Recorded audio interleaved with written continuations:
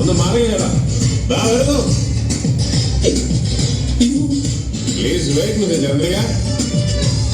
എത്തിപ്പോയി, രമണൻ എത്തിപ്പോയി. തന്റെ പ്രാണപ്രിയയെ നഷ്ടപ്പെടുമെന്ന് ഏതോ സിക്സ്ത് സെൻസ് കൊണ്ട് മനസ്സിലാക്കി അവൻ വരികയാണ്. അവൻ ദൈവേദന കൊണ്ടാവും ആ കാലുകൾ ഇടർന്നത്. തകർന്ന മുരളിക്ക് തരൂ. ആ തകർന്ന മുരളി ഇങ്ങ് തരൂ. ഇല്ലെങ്കിൽ അയ്യോ, അത് സ്ക്രിപ്റ്റിലില്ല. ഞാൻ സൂക്ഷിച്ചു കൊള്ളാം. ഞാൻ സൂക്ഷിച്ചു കൊള്ളാം. നീ സൂക്ഷിക്കണം. അല്ലെങ്കിലും പ്രേമം പൊളിച്ച് ഗുഡ് ബൈ പറയാൻ നേരത്ത് നിന്നെ പോലെയുള്ള സകല അവളുമാരും സൂക്ഷിച്ചോളണം.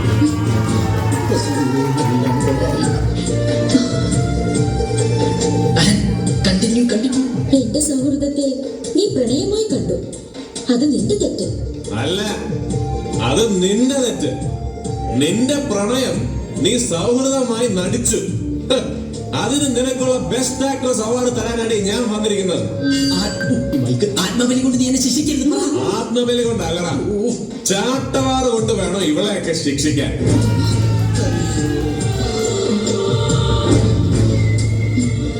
എടി ചങ്ങനാശ്ശേരിക്കാരൻ മത്തായിച്ചന്റെ മോള് ചന്ദ്രിക, നീ എന്നതാടി വിചാരിച്ച? നീ അന്ന് ഗുഡ് ബൈ പറഞ്ഞു പോയാ ഈ രമണൻ കെട്ടിത്തൂങ്ങിക്കിടന്ന് ആടുവന്നു. അത് പണ്ട്.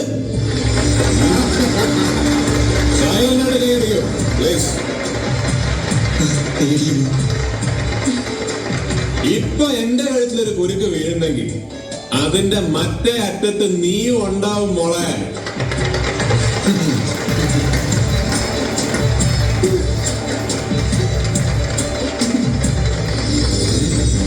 ചാവാനാണെങ്കിൽ ഒരുമിച്ച്, ജീവിക്കാനാണെങ്കിലും എവിടെ? ജീവിക്കാനാണെങ്കിലും. ആ പറയടി ചന്ദ്രിക, നിനക്ക് ജീവിക്കണോ അതോ ചാകണോ?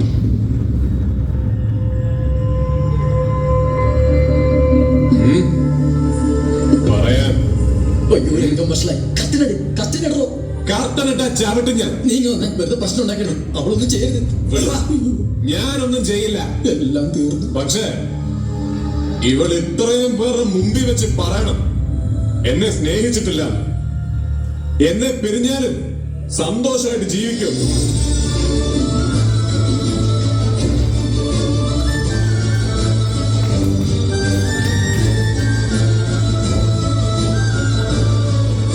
കണ്ടോ, അവളെ കൊണ്ട് പറയാൻ പറ്റില്ല.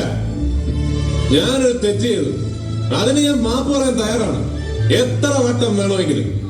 പക്ഷെ അറിയാതെ ചെയ്തു പോയൊരു തെറ്റിന്റെ പേരിൽ പ്രേമിച്ച പെണ്ണിനെ സഹോദരിയായിട്ട് കാണാൻ എനിക്ക് സൗകര്യമില്ല. നിങ്ങൾ എല്ലാവരും എന്നോട് ക്ഷമിക്കണം. എടേ, കാനന ചായയിൽ ആടുമേക്കാൻ ഞാൻ നിന്നെ കൊണ്ടുപോവാണ്.